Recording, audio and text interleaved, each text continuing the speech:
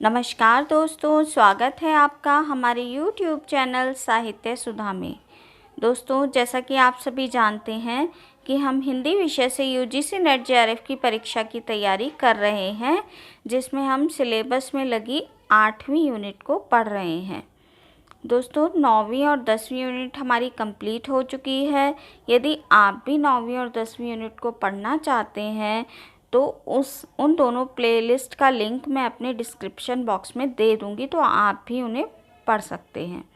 दोस्तों, 8वीं यूनिट नाटकों की यूनिट है, जिसमें 14 नाटकों को शामिल किया गया है, जिसमें से आज का हमारा नाटक अंजो दीदी है, जिसके रचयिता श्री उपेंद्र नाथ अश्क जी हैं।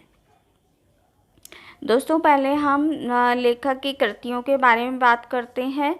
तो पहले हम उपेंद्र नाथ अश्क जी के द्वारा लिखी गई अन्य रचनाओं की बात कर लेते हैं।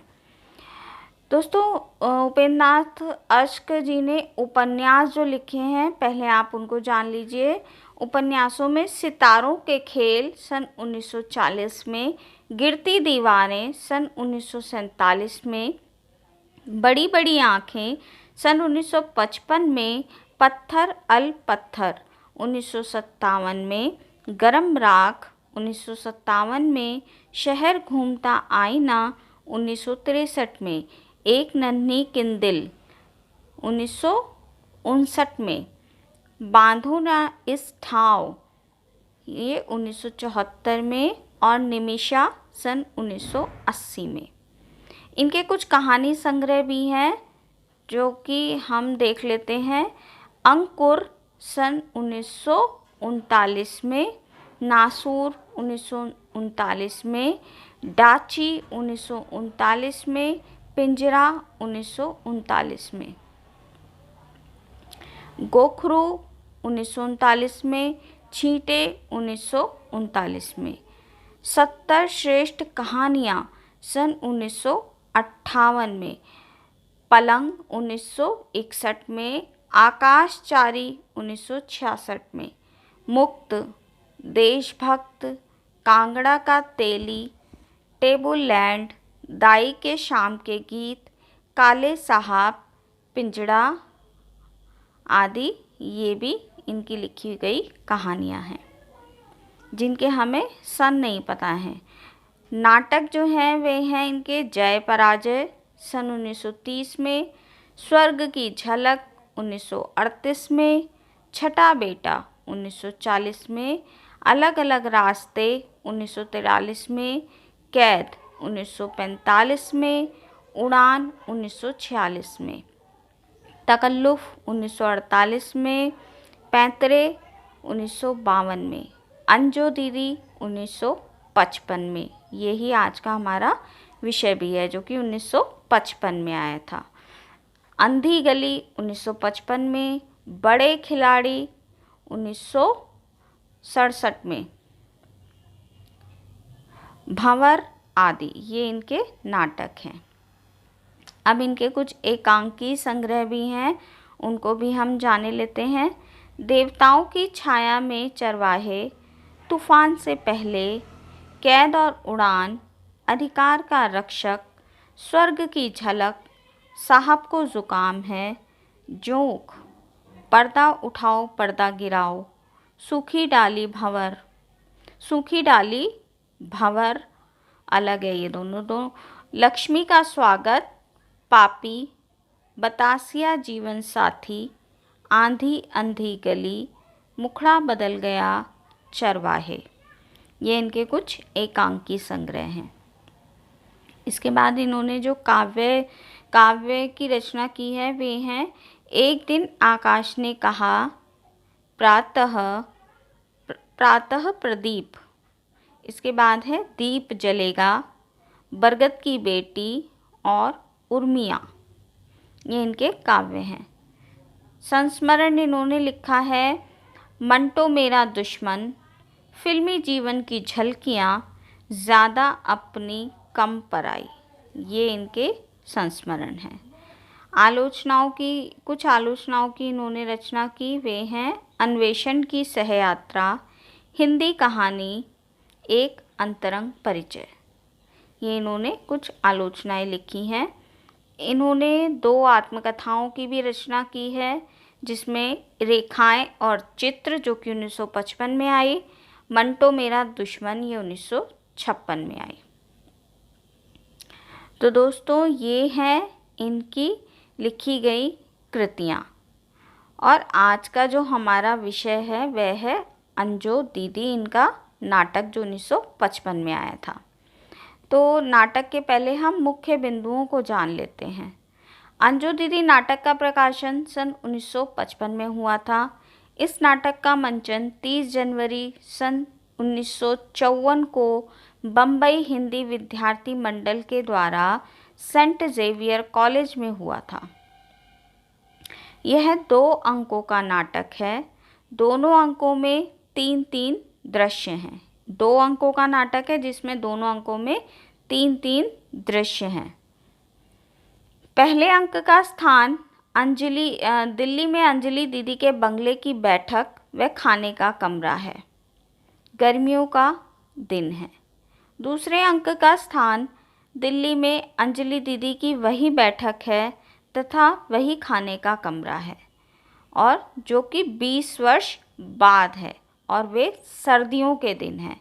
ये दोनों अंकों में अंतर है कि पहला अंक जो था, स्थान दोनों का एक ही है, अंजलि दीदी का खाने का कमरा और बैठक, जिसको हम ड्राइंग रूम भी कहते हैं, वे इसका स्थान है, जो कि 1933 का है।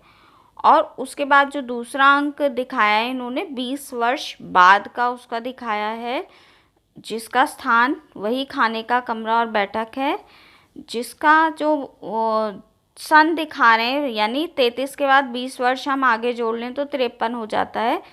और वे दिन जो है दिखा रखे हैं इसमें, वे सर्दियों के दिन हैं। अंजो दीदी नाटक का उद्देश्य कि लेखक ने इस नाटक की रचना क्यों की, क्या मैसेज देने के लिए की। अंजो दीदी एक नायिका प्रधान नाटक है।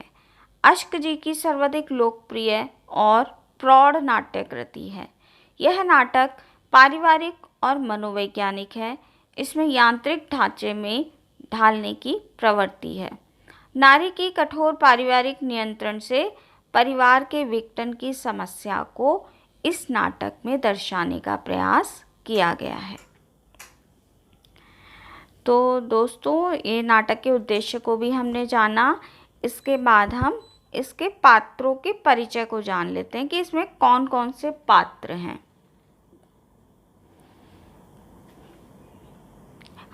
अंजलि दीदी या अंजो दीदी ये नाटक का प्रमुख पात्र है, जिसकी उम्र लगभग 30 वर्ष है।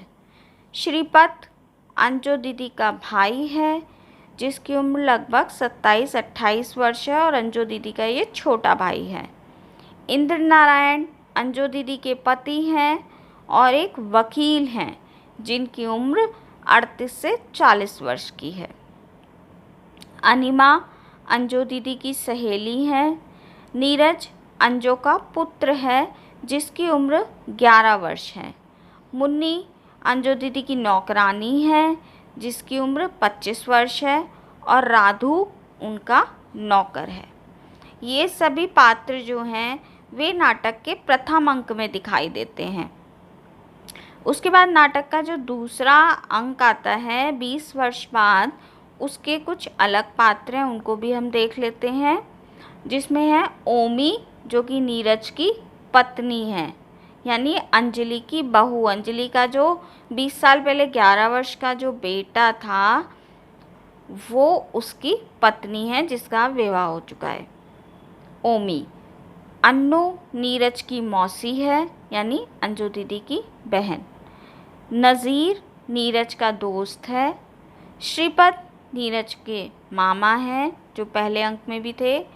मुन्नी, चपरासी, इंद्र नारायण और नीरज,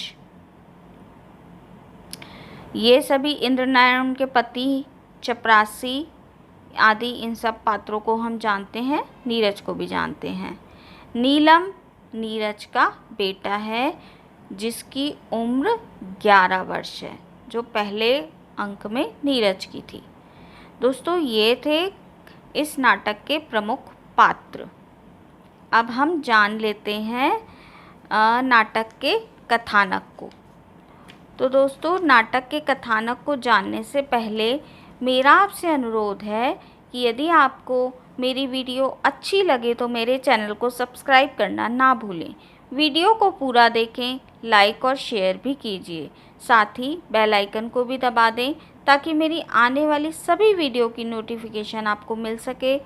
तो चलिए नाटक के कथानक को शुरू करते हैं हम।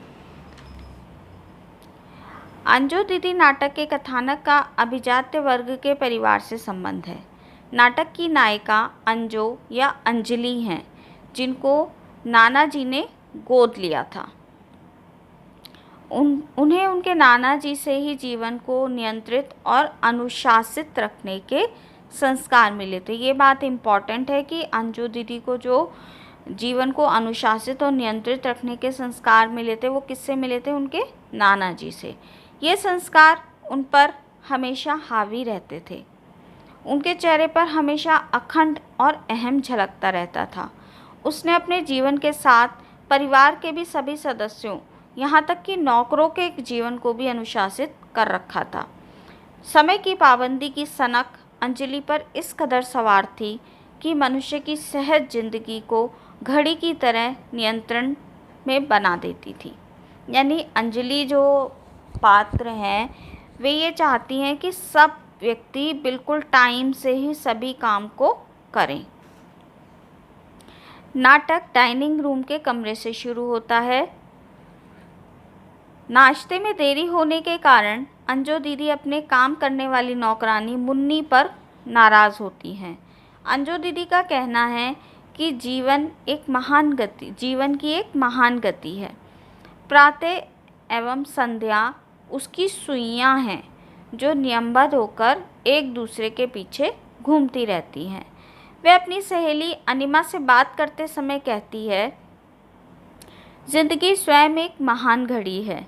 प्रातः संध्या उसकी सुइयां हैं, नियमबद्ध एक दूसरे के पीछे घूमती रहती हैं। मैं चाहती हूँ मेरे घर की भी घड़ी इसी तरह चले। हम सब उसके पुर्जे बन जाएं और नियम पूर्वक अपना अपना काम करते जाएं। दोस्तों, इस डायलॉग को अच्छे से याद कर लीजिएगा, क्योंकि नाटक के डायलॉग एग्ज़ाम में पूछे जाते हैं। सुबह 8 बजे ही सबको नहा धोकर नाश्ते की मेज़ पर उपस्थित हो जाना पड़ता था। उस समय तक नाश्ता नहीं पहुंचने पर मुन्नी की डांट पड़ती थी। अहमवादों व्यक्ति अपने विचारों और मान्यताओं को दूसरों पर थोपने का भरसक प्रयास करता है। इंद्र नारायण अंजलि के पति हैं। विवाह के पहले वह मनमौजी, फक्कड़ और लापरवाह व्यक्ति थे। उनका व्यक्तित्व इतना सशक्त नहीं था, किंतु उन पर भी अंजलि का अहमवादी व्यक्तित्व नियंत्रण एवं अनुशासन का कठोर कुचक्र हावी हो जाता है। अनिमा जब कहती है कि जीजा जी को तो बड़ा बुरा लगता होगा इस तरह का बंधन, तब अंजलि कहती है कि बुरा, बड़े सिटपिटाए थे पहले पहल, पर मैं इन्हें ले ही आई अपने ढंग पर। सच कहती हूँ, मुझे नीरज पर इतनी जान नहीं खपानी पड़ी जितनी तुम्हारे जीजा जी पर। कोई भी तो अकल न थी, ना सफाई का ख्याल, ना समय का। जानती हो कितनी माथापच्ची करनी पड़ी है इनके साथ, कितनी भूख हड़तालें की हैं, कितनी बार उठकर पीहर जाकर बैठी हूँ। इंद्र नारायण को नहीं चाहते हुए भी अंजू के अनुशासन व्यवस्था को ओढ़कर ही जीना पड़ता है। वे चाहकर भी चाट पानी के बताशे नहीं खा सकते थे। तुरंत प्रेस किया हुआ कोट, पतलून, हैट, टाई वगैरह धारण उन्हें करना पड़ता था। वे चाहती थी कि बिल्कुल वो फॉर्मल ड्रेस में ही हमेशा रहें। अंजू का भाई श्रीपद बिल्कुल विपरीत स्वभाव का है। वह मनमौजी, फक्कड़ और घुमक्कड़ है। उसने अपनी ज़िंदगी में कोई भी कड़ा नियम नहीं लागू किया है। जब जो जी चाहे वह करके वह खुश रहता है।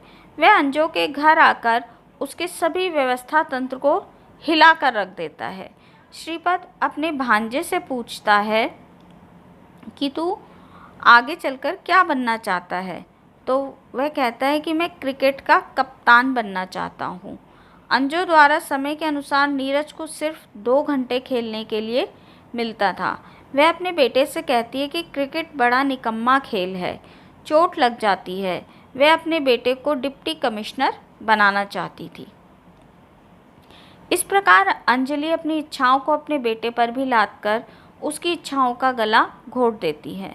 यही मानसिकता आज के जनमानस की भी देखने को मिलती है। हर माँ बाप अपने बेटा और बेटी को डॉक्टर, इंजीनियर, आईएएस और आईपीएस ही बनाना चाहते हैं। बच्चों पर अपनी महत्वाकांक्षाओं को थोप कर उनकी इच्छाओं और शौक को दफन कर दिया जाता है। किसी भी काम में सफलता तभी मिलती है जब उसे मन से किया जाए। इसके विपरीत बिना मन से किया गया काम ना घर का होता है और ना घाट का। तो दोस्तों, इन्होंने इस नाटक में ये मैसेज भी दिया है लेखक ने कि हमें अपने बच्चों की इच्छाओं का सम्मान करना चाहिए। वे आगे चलकर जो बनना चाहें उन्हें बनने देना चाहिए, उसमें उनकी सहायता करनी चाहिए। मनोविज्ञान के अनुसार इच्छाओं का कभी भी दमन नहीं करना चाहिए, परंतु इस अंजू के घर में तो किसी के इच्छा का सम्मान ही नहीं किया जाता है। वे अपने घर वालों पर अपनी पसंद, अपना विचार, अपनी आदतें थोपती चली जाती है। मनुष्य अपने जीवन को व्यवस्थित और सुचारू बनाने के लिए कुछ नियम तो बनाता है, परंतु एक मनुष्य के द्वारा बनाया गया नियम हमेशा सभी के लिए उचित और फायदेमंद हो, ऐसा नहीं हो सकता, क्योंकि हर मनुष्य का स्वभाव और प्रवृत्ति अलग अलग होता है। हर व्यक्ति अपने मन के अनुसार जीने की इच्छा रखता है, परंतु कुछ लोग अपने ही नियमों और बंधनों के अनुसार सबको चलाना चाहते हैं, अंजू दीदी की तरह। इनके घर में नियम की पाबंदियां अत्याचार की सीमा को पार कर जाती हैं। अंजलि के पति इंद्र नारायण के संवाद से स्पष्ट होता है, ये बात अंजलि के पति इंद्र नारायण के संवाद से स्पष्ट हो जाती है कि किस तरीके से वे अंजू के अत्याचारों से पीड़ित हैं। और ये उनके संवाद में आगे पढ़ रही हूँ। और अंजू जैसे चलाती है वैसे हम चलते जाते हैं। अंजू का दिया कभी शिकायत का मौका, अंजू क्या दिया हमने कभी शिकायत का मौका तुम्हें? हंसते हैं। दिन में 3 बार नहाते हैं, 4 बार हाथ पांव धोते हैं, कम से कम 4 बार खाते हैं और 4-5 बार कपड़े बदलते हैं। सफाई, वक्त की पाबंदी, सभ्य समाज के तौर तरीके, सबका पूरा पूरा ख्याल रखते हैं। हंसते हैं। अंजू के साथ शादी करने के बाद पता लगा कि हम तो अछूत थे, इसने आकर हमारा उद्धार कर दिया। इंद्र नारायण के संवाद से उनकी व्यवस्था स्पष्ट रूप से दिखाई देती है, क्योंकि वे फक्कड़, मनमौजी और शिष्टाचार के अत्याचार रूपी शिकंजे में फंसे हुए थे। स्प्रिंग जितना अधिक दबाया जाता है उतना ही दबती जाती है, लेकिन यदि उसे थोड़ा सा भी छोड़ा जाए या थोड़ा सा भी शिथिल पड़े हुए तो तुरंत दुगना उछल जाता है। वैसे ही अंजू ने अपने पति को इतना दबा दिया था कि वे अंदर से विवश और व्याकुल हो गए थे। एक दिन इंद्र नारायण का साला श्रीपद उन्हें दिलरुबा होटल ले जाता है। वहाँ पर वह उन्हें शराब पिलाता है। इस स्थिति में जब वे घर में पहुँचते हैं तो अंजू के अहम और उसके व्यवस्था तंत्र पर आसमान टूट पड़ता है।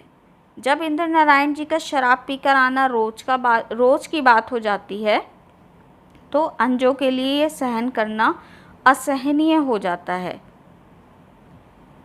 यह देखकर वह जहर खाकर आत्महत्या कर लेती है, लेकिन उससे पहले वह बहू के रूप में ओमी को पसंद कर घर ले आई थी। अब बहू भी उससे सीखकर उसी के रास्ते पर चलने लगती है। अंजू की मृत्यु के बाद भी उसका कदर, कायदा, कानून सब कुछ बरकरार रहता था। अंजू की मृत्यु के बाद इंद्र नारायण का शराब पीना छूट जाता है और अंजू जैसा चाहती थी वैसा ही जीवन वे जीने लगते हैं। घर के सभी सदस्य अंजू के अनुसार ही चलने लगते हैं, उसकी मृत्यु के बाद भी। दोस्तों, ये था हमारा आज का नाटक अंजू दीदी, जिसको हमने पढ़ा। आसान नाटक है, 1-2 बार सुनने पे आपको समझ आ जाएगा। तो दोस्तों, अगर आपको मेरी वीडियो अच्छी लगी हो तो मेरे चैनल को सब्सक्राइब कीजिए, वीडियो को लाइक और शेयर भी कीजिए। तो दोस्तों, मिलते हैं आपसे अगली वीडियो में अगले टॉपिक के साथ। तब तक के लिए नमस्कार।